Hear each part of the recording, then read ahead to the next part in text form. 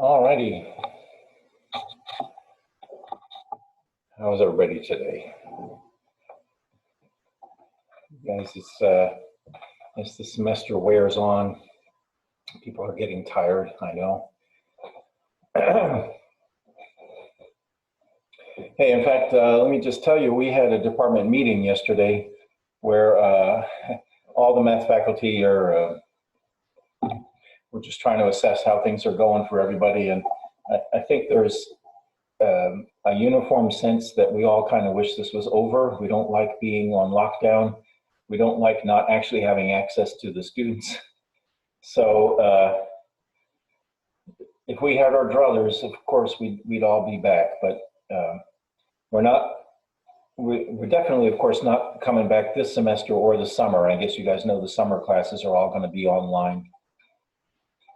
We're all hopeful that the fall will be face-to-face again, but they're officially not making any decisions. And I've tried to get people to, administration people to give us an unofficial assessment, and they won't even do that. I just know they're making preparations both ways. As you know, the governor and lieutenant governor are anxious to get the state reopened. Perhaps as a consequence, I understand Baylor University put out notice yesterday that they intend to have everybody come back to the dorms and all the students will show up in the classrooms in the fall.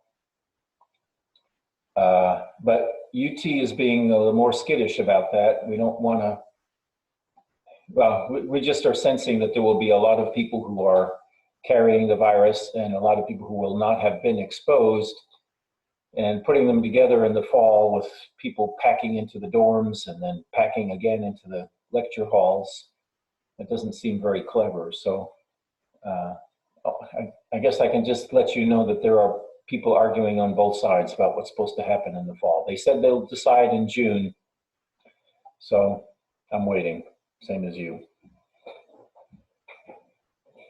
All right. Let's begin. Let me say a few things about the test. So I finished last night, or actually it was very early this morning. I've now gone through all of your free response questions, all 200 and some odd of you. As far as I can tell, if you go to Canvas, you should be able to see your test paper with my comments. I didn't write a lot of comments. Well, if I didn't write a lot of comments, usually that's good. That means that things look pretty good. But I tried to fix whatever I could of the mistakes that you were making if you were kind of getting close. So that's all there, and you can see your grade. Those two free response questions had been worth 14 points each. So there should be a number up to 28 in there. I spoke to the Quest people, and they explained to me how to get you guys to be able to see your Quest results. So if I understand it correctly, now if you go to Quest, you should be able to see, I guess you see your solutions, so you know which ones are right or wrong, and I think you see the explanations as well. Has anybody tried that? Do you know if you can see the explanations now? Well, have a look. You can just add together your scores from the two parts. The Quest problems were worth, what, 8 points each, I guess. So I ran the numbers kind of preliminarily. I haven't calculated all the exact. It looks like the mean score is going to be like 80 something. So that's pretty good for one of my tests. And sure enough, there's like just a lot of people, some 20% of the class or whatever, even had perfect scores. So congratulations to all of you. Of course, some people didn't do as well, but I will stick to what I said in the syllabus back in January. I will use the 90-80-70 scale when it's advantageous to you, which is probably going to be the case for most people who are in the 80s and 90s of their score. So you can just read your letter grade straight off of the straight scale that's in the syllabus. And then for the people whose score is lower than that, there will be a little bit of a curve. I'll use the means and standard deviations but probably if you are getting scores of around, well, I don't know. I mean, to get at least a C, you probably need something in the mid 60s at least. So anyway, I'll try to get more of the grade distribution information for you later if you need it. I will emphasize again that I'm trying to maintain as much of a structure about grading as we ordinarily would have, but you guys know that because of the lockdown, they've changed all the rules. So I will report grades in May based on everything. And then after you see your grade, if you don't like it, you can switch the course to pass fail, or you can Q drop the course, and you can do all that apparently after the semester is over with no penalty. So I want you to know where you stand, but I don't think you need to sweat it. Yang Zhu is making the comment, yes, I think when it tells you the score on the free response, it will say that it's out of 0 because I don't think I ever informed it what the maximum score would be, but the maximum was in fact 28, 14 points per problem. And I tried to mark the number of points you got on each problem using the tools that Canvas gives me. I will confess that if I didn't click things the right way, then sometimes my comments and grades might not have, they might not have saved. So if you have a question on your individual score, just send me an email or come to office hours or something, and I'll try to help you out. Okay, any other comments or questions about the exam? Anything else I need to tell you? So the final exam, I guess we'll run it the same way, except, you know, the hour exam, the midterm exam is supposed to be an hour, and I doubled your quest time for that. So the final exam is supposed to be 3 hours, and if I double that time period for you on the final, I can't imagine you guys will want more than that. Nobody wants to sit for more than 6 hours doing quest problems. I know that. Are we gonna have both free responses and quest problems for the final too? That's my intent. I gotta tell you, I'll let you do the arithmetic. If I spend even 1 minute per student just looking at your answers for the free response questions, that's already about 4 hours of my time to get that done. And for many of you, it takes more than a minute to read what you wrote and try to make some comments. So these free response questions, having to look at them through the computer is slowing me down, but I'm gonna try. I know you guys, I thought you guys preferred to have some free response questions. So let me know. If that's not the case, if you would prefer to have more of it just be on the basis of quest, well, it's easier for me. But I'll try to do what's better for you guys. You know, I want this to be, I want the whole semester to be pedagogically sound. I want you to learn as much of this material as you can. And I also want you guys to feel like you're not disadvantaged by the stupid lockdown. Can we have a hashtag that says COVID-19 is a jerk or something? It's making a mess of all of our lives. All right, so anything else about testing? Okay, let me also say about the homework, I've now put up your last homework, so it should be available on Quest for you. And I didn't make it due until like it's due the very last day of class at midnight, so that's about 10 days to work on that one.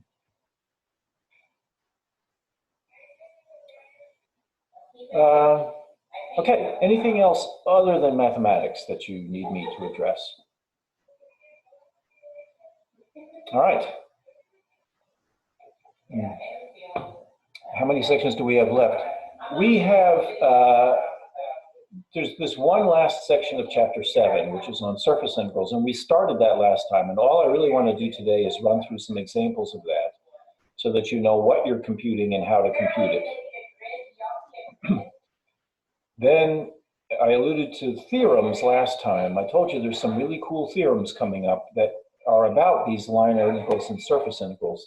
That's chapter 8. And I got to say that that's the part of the course that I think is the coolest. It's like the most amazing. So I want to make sure we get as many of those as we can.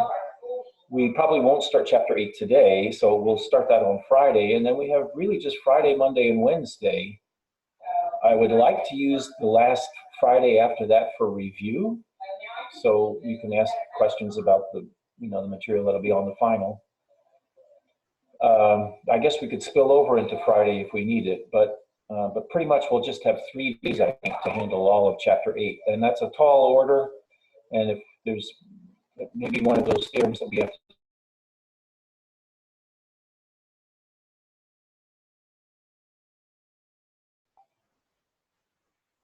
stupid thing.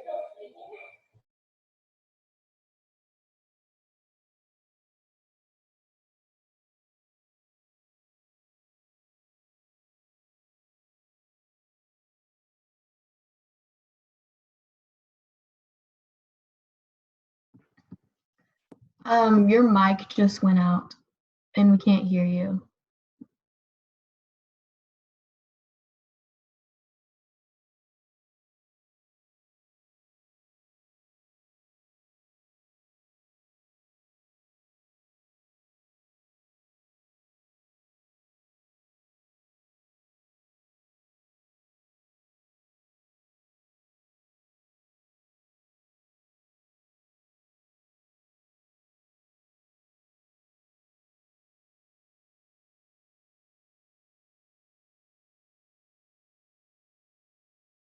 Okay, it's working now.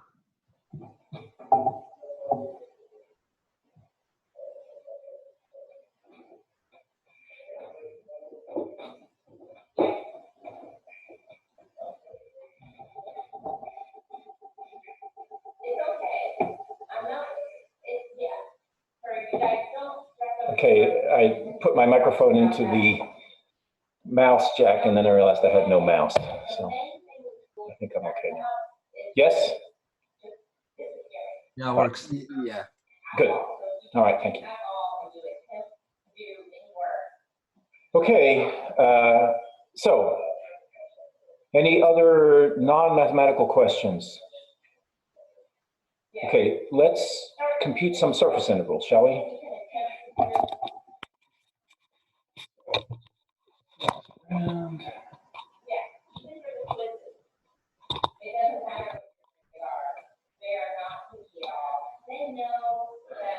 okay, so our present topic is still called surface integrals, but it's a different type. So these are the surface integrals that come from a vector field. So surfaces, I mean, there's really no point in talking about a surface that's just a chunk of 2-dimensional space. I'm going to consider a surface that sits inside 3-dimensional space. So you need to get used to some 3D pictures today. And then the vector field is also going to have to live in 3-dimensional space. So I'm going to call my vector field F, but I'm going to use this kind of a notation. You'll have a vector defined at each point in 3-dimensional space, and that vector will be a 3-dimensional vector. So I'm going to try to draw things with a bunch of arrows floating around in 3-dimensional space. Now, I want to remind you, we did do this last time. We kind of got the spirit of these things fixed last time. The notation is going to look something like this. Somebody will have to give you a notation that describes the surface, and it describes the vector field, and it has to describe for you the fact that they want you to do a surface integral of the type we described last time. So you will see notations like this. I have never figured out why the letter S is used in that case, so I tend to use the letter A to indicate it's something having to do with area. But it is, in fact, going to be the same kind of surface integral that we did, a couple of weeks ago, where you have a scalar valued function, that means the values of this function are just real numbers, and you multiply a number times the area of a little piece of S, then you do that one piece at a time, and then you add all your answers together. The same surface areas we've been doing, but I have to tell you what the scalar valued function is. The little f in question is always the dot product of this vector field f with a unit normal vector. So this is the part that feels novel here, is that you have to have a unit vector which is perpendicular to the surface, and it'll probably be a different vector at each point on the surface. Now, I'll remind you of why we did this. The point of taking a dot product with a unit vector is that you're going to reduce the magnitude of the force field, of this vector field.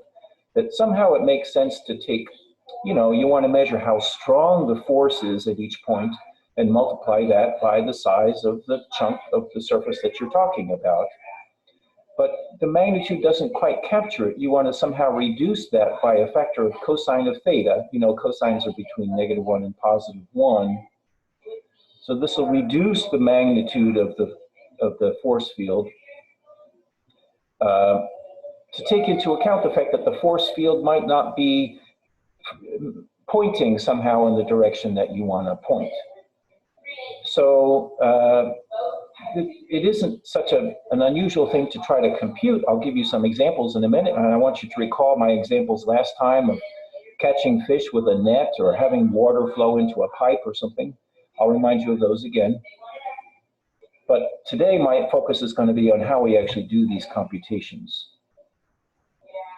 So I'm going to start you with a couple of examples that'll be a little easy maybe in a sense, but they're going to be atypical. They won't quite represent what you're going to have to do in a general setting. And I'm doing that deliberately for the same reason as when I first introduced you to line integrals, where you had a vector field, let's say in the plane.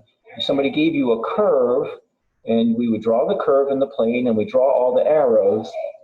And then we did something like this, but we took a dot product of that vector field with a unit tangent vector. So the first example I did for you guys with the line integrals was to do a case where I knew a good way to draw a tangent vector. And that was in the case where my curve was a circle. Because for a circle, you know that the tangent vector that goes along the circle is always perpendicular to the line segment that joins you to the origin.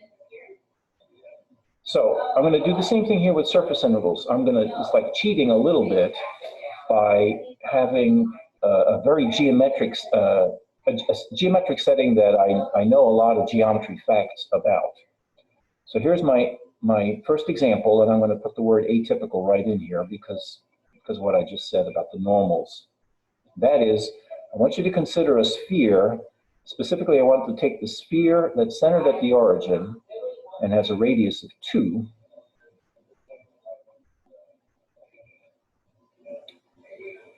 And I'm going to do some computations on this sphere, but in order to do any examples of what we're talking about, I have to give you a vector field. So here's the vector field I'm going to write down. It has to be something with 3 formulas that involve x, y, and z. So some function of x, y, and z to give you both the first and the second and the third components of your vectors. So that's a function from R3 to R3. And I'm going to compute the surface integral of this vector field dotted with the unit normal to the surface. And I'll compute that integral over the surface of the sphere. Now, before I do the computations, I want to remind you what the heck it is that we're actually computing. Sorry, I got a frog in my throat. So let's get this picture drawn. Here's the x, y, and z axes. You know what the surface S looks like. It's a sphere of radius 2. So there's a portion of, that's the sketch of the portion that's in the first octant. Of course, it continues back here. And it continues underneath. So there's the surface. Now let's draw this vector field. So what that means is I should go to each point in space and draw a little arrow that you know, is a vector that is calculated according to this formula. So for example, at the origin, the value of the vector field is 0, and I don't know how to draw the 0 vector, I'll just put a dot. But if you're, let's say, right here on the y-axis, the coordinates of this point are 0, 2, 0. This is a sphere of radius 2. And now the value of this vector field is going to be 3 times 0, 3 times 2, 3 times 0. So that's 0, 6, 0. That's a long vector that points along the y-axis. I'll draw it starting here. And I guess literally this will stop at the point 0, 8, 0. But I've just drawn the vector 0, 6, 0. And I drew it so it's an arrow that starts at the point where I did the calculation. And, you know, I got to go through the entire, I can go through all of three-dimensional space calculating values of this. I mean, I could go to this point right here. That's 0, 0, 1. The value of the vector field would be 0, 0, 3. So I would draw something like that. But of course, for our purposes, when we compute this integral, we'll just be wandering around on the surface of this sphere. We'll only be looking at points that make this equation true. So I kind of don't need to draw arrows that start at any point except on the sphere. I'll do it anyway, though, because what I want you guys to see is that this is a three-dimensional analog to the kind of vector field that we talked about when we were first learning about vector fields. And I wanted to introduce you guys to this concept of divergence. When you calculate the divergence of a vector field, you know that that's measuring to some extent the way that this vector field is sort of exploding. And that's exactly what I want you to visualize here in 3 dimensions. The picture that describes this vector field would be the 3D analog of this. You see at every point, there's going to be an outward facing arrow. And the arrows will be longer when you get far away from the origin, and they'll be shorter when you're closer to the origin. And the reason for that is because this vector field, it's just 3 times the vector x, y, z. That's the vector which points from the origin to the point called x, y, z. So when you're standing at a point, let's say on the sphere, and you ask, hey, how am I going to evaluate the vector field? Well, you just draw the arrow that goes from the origin to where you already are, and then you triple it. And you can draw that new vector starting at this point, but you know, you have to make it 3 times as long as the one that you just drew first. So when you restrict this vector field and you only draw the arrows that correspond to points that are on the sphere in the first place, I just now realized that actually what you're drawing is a picture of this damn coronavirus with all the little prongs sticking out. And they will all be equally long in this case, because, let me actually do this calculation for this vector field. The magnitude of this vector field is, well, it's the square root of the sum of the squares of those components. So this would be my calculation.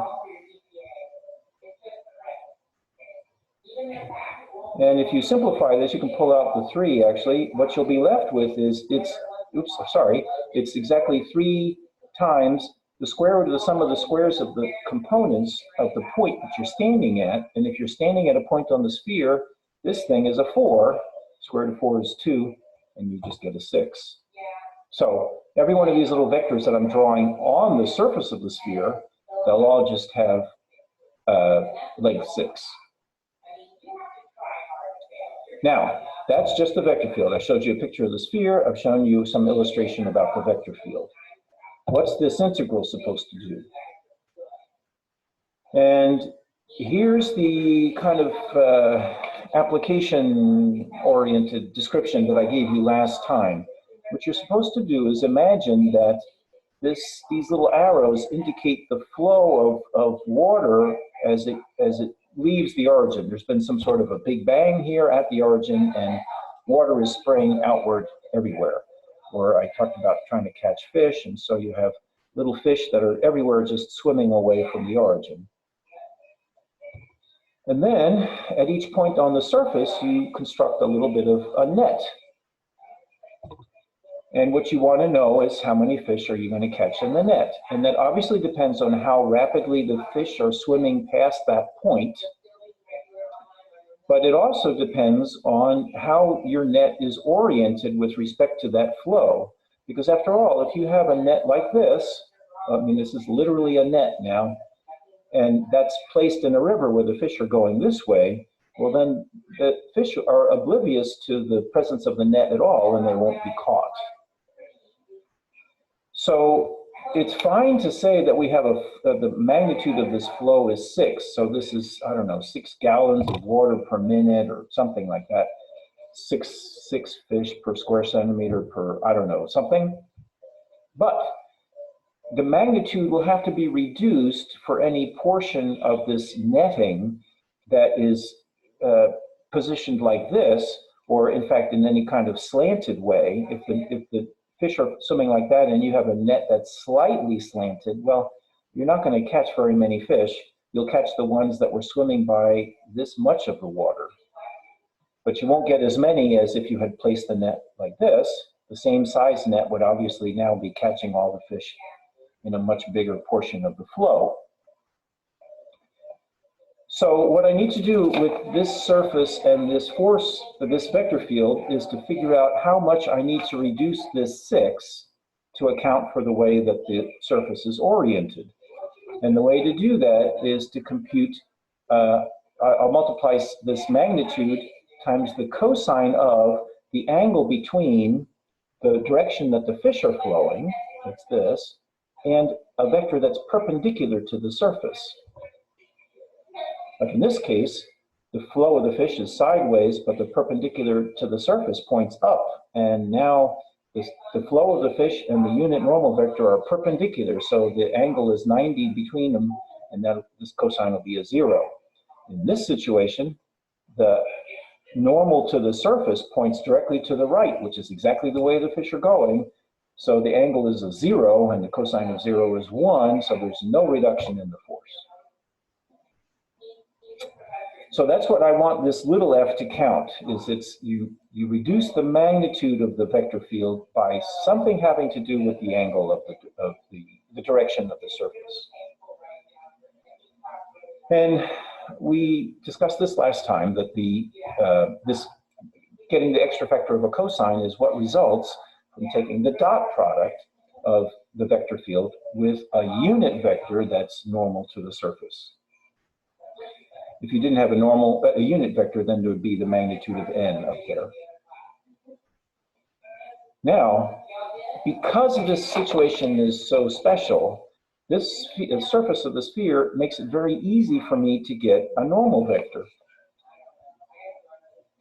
So I'll just point out what I said earlier, is that if you're on the sphere, then when you draw the vector that points straight out to your location from the origin, then that will be a vector which is actually perpendicular to the surface of the sphere. That is kind of a defining property of what makes a sphere be a sphere, is that it's the set of points that have the feature that every time you join those points to one fixed point, that's called the center, then the vectors that you get are always perpendicular to the surface that you're creating.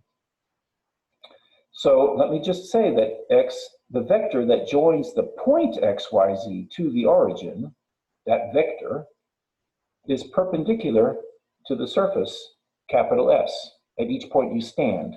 It's a different vector at each point because you're standing at different points, but at the different points you stand, the surface has shifted its direction. So I'd be very tempted to use this as my vector n. Unfortunately, I'm supposed to use a unit vector that's perpendicular to the surface. And mine is not a unit vector. In fact, if you look at the magnitude of this, well, that's just the square root of the sum of the squares of the 3 components. But because I'm on the sphere of radius 2, this magnitude is exactly a 2. Well, that's not a problem. Obviously, you know what you're going to do to get a unit vector is you'll just cut this vector in half. So x over 2, y over 2, z over 2. That would be a unit vector that is perpendicular to the surface. Of course, it's a different vector at different points, but at each point x, y, z, this is a vector that I compute from x, y, and z, and it's now perpendicular to the surface. So the function that I'm supposed to integrate across the surface now is the dot product of the original vector field with this n. The original vector field was 3x, 3y, 3z, and when you take the dot product of that with this unit normal, 1/2 x, 1/2 y, 1/2 z, you just get 3/2 times x squared plus y squared plus z squared. And every point that's on the surface that I'm visiting has x squared plus y squared plus z squared equals 4. So this just comes out to be 6. That 6 is the same as the magnitude of the vector field that I computed earlier. That's just the fact that those two things are equal is a reflection of the fact that in this particular case, there's no reduction at all in the size of the vector field. The vector field happens to exactly line up with the unit normal that I've just described at each point on the surface. So we can't see the page. Oh, sorry. What do you see? I can see it now. Is it okay? The whole thing. Yeah, okay. All right, thank you for telling me. Okay, so anyway, now I have my function to integrate, and so I'm ready to roll with computing this, this new kind of surface integral. When you see these symbols, what they mean for you to do is to calculate exactly the stuff that you've done here and integrate that scalar valued function over the surface that was given to you.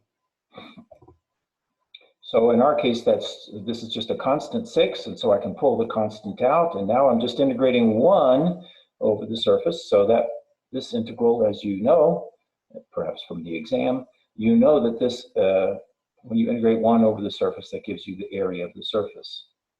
And I know the area of a sphere of radius 2, it's 4 pi r squared, so this will be 4 times pi times the radius squared, and I guess that's 96 pi. Now, if you didn't remember how to compute the area of this sphere, if you didn't have this formula ready, you could just literally compute this surface integral, or this one here. You know how you're supposed to do it. The first step is you parameterize the sphere. And then you'll, perhaps you would use spherical coordinates or something, but you would choose a parameterization of the sphere to readjust what this is. You make a substitution to readjust what this is. There's the fudge factor, the TU cross TV thing shows up in here. That allows you to rewrite your differential here. But I got off easy because I knew the area was here. All right. Any comments or questions on this one? Now, what I want to do for a second example, it will also still be atypical because I'm going to keep the same sphere, but I just want you to see what happens when I choose a different vector field. After all, if I describe what we're computing in terms of, hey, I just want to figure out how many fish I'm going to catch, if you see a fish explosion happening and you've lined up all of your nets in a sphere, well, obviously you're going to catch a lot of fish. So let's do a different example where you're not so sure what you're catching. So in this next example, I'm going to keep the same surface, S, the same sphere, but I'm going to change my vector field to something that doesn't point outward at every spot. In fact, I'm going to go sort of to the opposite extreme here and have a vector field that points in the same direction everywhere. So the picture that I would draw for the vector field rather, it's not an explosion this time, it's just a steady flow. 1, 2, 1, 2, 3, 1, 2, 3, 4. It just points to wherever that dot is here, so there, it's that vector. But that same vector gets recreated everywhere. These should all be pointing in the same direction and all have the same length. Okay, so all the way through space, you draw the same little vector. So this is describing a steady flow of, well, let's say water or fish or something. And you know, I can still imagine this thing flowing past the sphere, but now if the fish are not flying outwards, I don't exactly know what I'm going to be catching. I mean, maybe you can see what's going to happen here is that if I have a little piece of netting on this side, then I see fish going past me like in the previous example, and so I'm catching fish. But over here, it's kind of working in reverse. It doesn't quite make sense to uncatch a fish. So let's use the other idea, the other interpretation of these surface integrals that I gave you last time, where you are imagining pipes that are catching the flow of water. On this side, you can see clearly that this flow of water in the river is turning into a net intake of water into these pipes. But by the same token over here, in order for me actually to have this much of a flow right at this spot, I have to supply water into the pipes.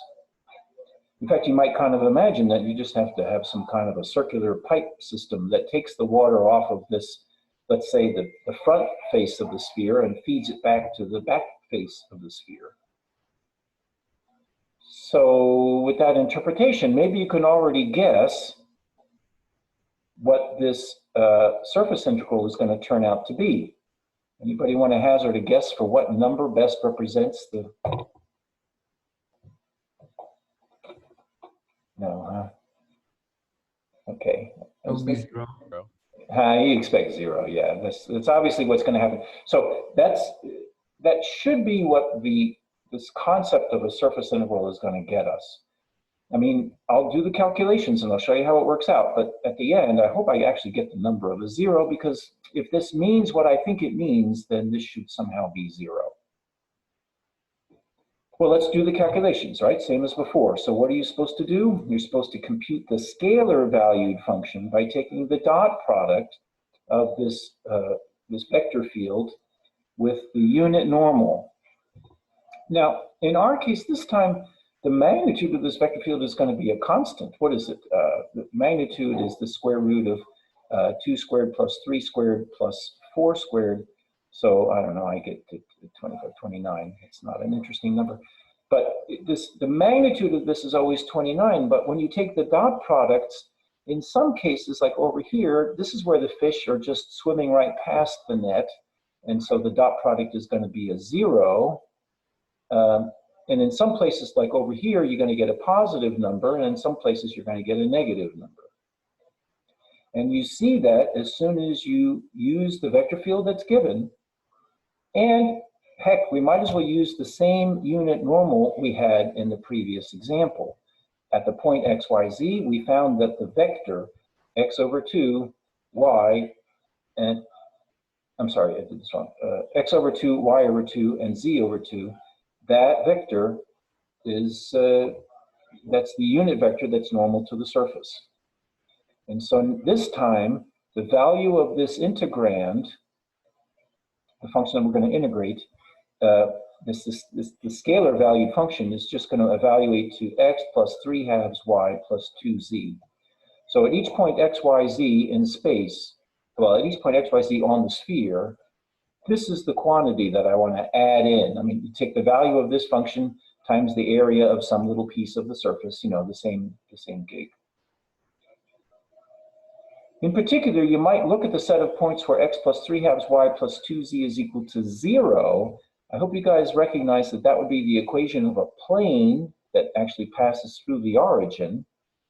That's now a level surface for this function f. That's the set of all points where the function f takes on the value of 0. On this side of the plane, this function is going to take on positive values, and on the back side of the plane, the function will take on negative values. So you're going to be integrating this function that has both positive values and negative values on the surface of the sphere. And there are actually going to be just as many positives as negatives because this plane goes right through the origin. So if I can just say quickly, by symmetry, the integral of this function with respect to area across the sphere should come out to be 0. I'm putting this in quotes because I know it's real easy to get too carried away with what symmetry you think exists. Some of you fell into that trap on the exam. But in this case, actually, it is valid. If your intuition is saying, oh, yes, I see the positives on the one side will cancel the negatives on the other, that's fine. Just trust your intuition on that right now.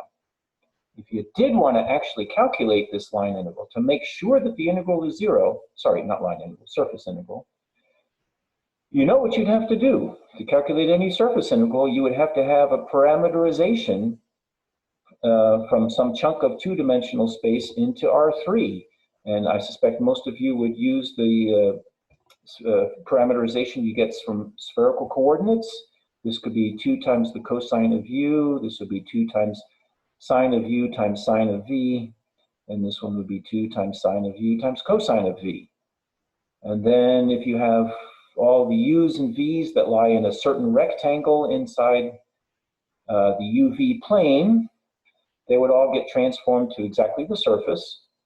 And then you know what the steps would be. This left-hand integral would turn into, you first change the region of integration.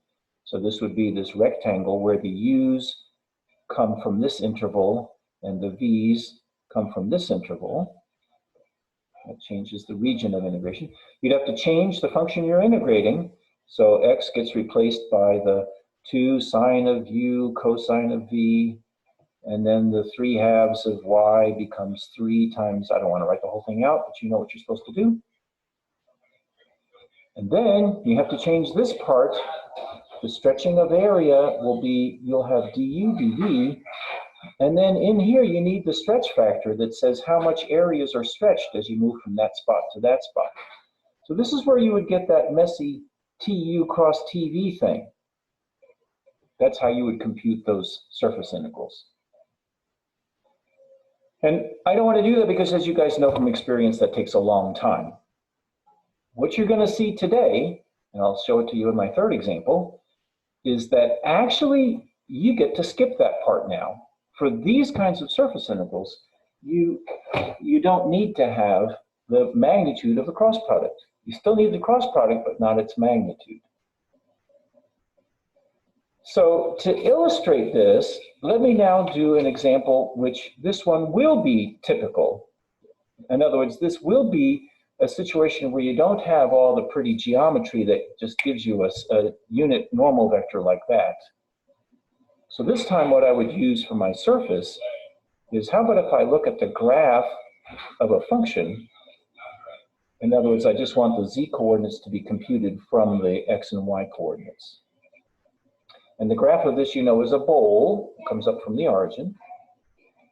I need just a bounded portion of this so that I can actually do some integrals. So let's restrict this to, let's just have the x's and the y's come from a disk. Now, I'm going to show you what we do to get the unit normal in a second, but let me remind you that even after we get it, we're going to have to compute this dot product, and we'll get a function of x, y, and z, and we'll have to integrate that, and to do so will force us to have a parameterization. You still need that. Sorry, that doesn't, you can't avoid that part. But there's an easy parameterization for the graph of a function. I would just say, let's let my two parameters just be synonyms for x and y. In other words, you begin like that, and then the third coordinate, the z coordinate, has to be computed from the u's and v's the same way you would compute z from x and y. And then, well, we've done this before. To compute the derivative of this function, you take the gradients of each of those three components, and these two columns become your t sub u and t sub v. Those are the partial derivatives of your function with respect to the two inputs. And we've even done this calculation before because we've done similar surface integrals. I'll let you check that this part is always the negative of the partial derivative with respect to u, and then comes the negative of the partial derivative with respect to v, and then just comes a 1. Now, as we do the surface integrals, we always need to mess around by computing the magnitude of these vectors, and this will turn out to be some kind of a messy square root in this problem. But I'm going to put this much in parentheses for you because you're going to see in a minute, we won't actually need to compute that. And here's the reason why. What the point of this factor was is that it was enabling us to say that when you use this particular parameterization, we're parameterizing the bowl by taking the points that are in this disk at the bottom and just moving them straight up to get to the graph. Part of what we noticed is that there's a stretch of the areas. When you go from a little rectangle upwards, you get something that has more area than the rectangle you started with, and it's this much more area. However, I got to point out that if you put the axes, the coordinate axes in here, and draw these two sides of the rectangle on the floor as being parallel to these coordinate axes, then the TU and the TV are exactly the vectors that you get when you drag those up to the surface of the paraboloid. That's why we wanted this cross product in the first place, is because we wanted to see how the area was going to stretch when you go from a little rectangle there to a parallelogram up here. This gives you the area of that parallelogram. But you can set that aside now, because watch, the other thing we know about this cross product is that it's got a direction. It's a vector, so it has not just a magnitude, but a direction as well. It's a direction that's perpendicular to both the TU and the TV, to the two sides of the parallelogram. So it's actually perpendicular. This is actually perpendicular to the whole parallelogram, which is itself tangent to this surface.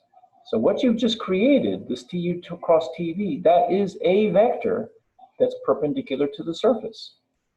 It's not necessarily a unit vector, but I can get a unit vector by doing the same trick I did earlier. I'll take this normal vector and I'll divide by its length. So that's what I will stick into the part of this line integral that says, hey, please take a dot product of your vector field with the n. So I'll do it. Here's my vector field. And now I'm taking the dot product with the TU cross TV. That's right here. That'll be the minus 2u minus 2v and 1. But then I have to divide by the magnitude of that vector. Oh, sad, sad. So this tells me the function I'm integrating. This is my little f here. But I still have to get rid of the dA and change that into a du dv times a fudge factor, and the fudge factor will work out to be exactly the same thing that I had in the denominator. So those two factors cancel. And now all I'm left with is to integrate this simple function. That times this is minus 4u, that times that is minus 6v, and that times that is 4. And that is what I integrate with respect to u and v over the domain of my parameterization space. My u's and v's, well, they're synonyms for x's and y's. So my u's and v's have to lie in a disk of radius 2 centered at the origin in the UV plane. So that's, I'll just draw the picture here. It's faster than writing formulas. And actually, I can do this integral in my head by, again, there's a simple symmetry argument that says when you integrate an odd degree polynomial of u or v over this disk, you're just going to get a 0. And when you integrate a constant over the disk, what you will get will be the area of the disk. That constant times the area of the disk. And if that was a disk of radius 2, then its area is pi times r squared is pi times 4. So that's 16 pi. So this is a very typical calculation of one of these surface integrals. You can still begin with the parameterization, get the derivative, calculate the cross product, but you don't have to compute the magnitude anymore. It's just the cross product itself that matters. And you take the dot product of that one with the vector field that you were given and integrate that with respect to u and v. You do have to be a little careful. In this example, I didn't have any x's or y's or z's, whereas in the previous examples, on the sphere, I did. Remember, you couldn't have x's and y's and z's. Well, if that were the case, you would have to use your formula for x, y, and z that were given by the parameterization. Don't forget to substitute away all the x's and y's and z's by using your parameterization. So this example that I did today is not entirely typical because I maybe should have had some x's and y's and z's in here. But anyway, just substitute them away to turn them into u's and v's, and that becomes the function you have to integrate. All right, so I think I've given you the tools now to compute these surface integrals. You see how you got the normal vector now? Nobody's asking a question. Let me point out. Here, Go ahead. I Yes. just have a quick question. Yeah, please do. Could you please explain how you got from the integral of -4u minus 6v plus 4 to 4? Yeah. Okay, well, to go from this to this, I just pulled the 4 out, but your question should be, what happened to the rest of this? And Yeah, that's basic. Yeah. I did that by a symmetry argument. I mean, if I wanted to do a little bit more detail, if you wanted to integrate just the function u over the disk, how would you do any integral over the disk? Probably most of you would use polar coordinates. The u coordinate would be written as r cosine of theta. But of course, du dv has to be changed into r dr d theta. And now you'd have a double integral with respect to r's and thetas. Well, I don't care what you do with the r's, because when you integrate theta all the way from cosine of theta, all the way from theta equals 0 to theta equals 2 pi, that integral is going to turn into a 0. Your antiderivative is sine of theta. You plug in the two endpoints and you get 0. And the same thing would happen with the v. So thank you for asking. I was going a little fast there, but I just knew that would go away. Is that because -4u minus 6v is a plane passing through the origin? Yes, you could say that. It's if you were to graph this function, it is a plane that's tilted, but it does pass through the origin, which has the effect that there's really just as much of the disk where this part will stay positive as there is where this part where the function stays negative. So if you guys are used to thinking about an integral over a two-dimensional set as being the volume of the region that's under the graph, well, your graph is a tilted plane, so it has some volume under it, but then the rest of the graph is under the UV plane. So that counts as a negative. So yes, that's another way to say the same thing. Okay.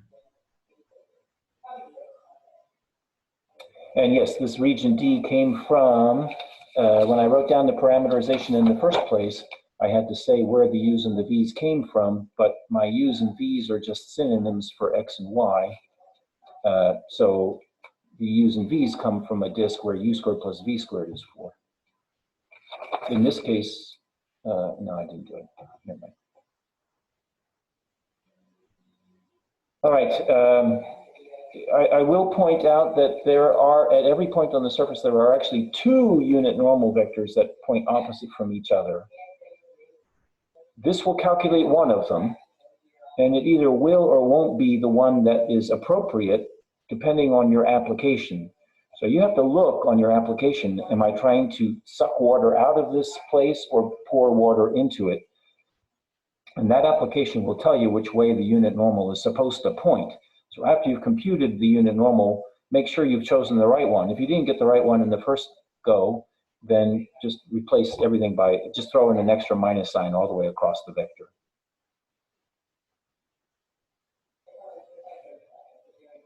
All right, guys, I went over, so I think I should stop here.